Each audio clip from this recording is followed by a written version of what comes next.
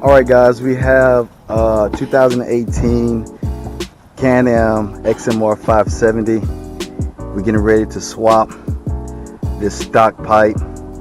Getting ready to put on a GSE Performance pipe. Gonna have some more videos with the updates of everything. So really excited about this. I know that it's gonna really make this bike sound off. Awesome bike. Can't wait to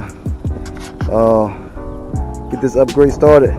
Here we go. Just unboxed it, and we have the high flow air filter and the GSE Performance pipe, and we're getting ready to put this on this 2018 Can-Am XMR. I know it's gonna sound awesome. Let's get it.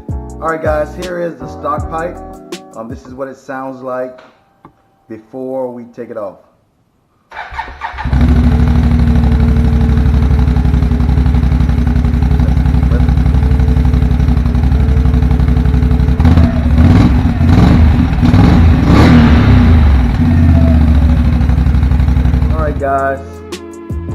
Alright guys, we just took the stock pipe off, and this is what it sounds like, just straight pipe, no exhaust. Alright, get ready to crank it up.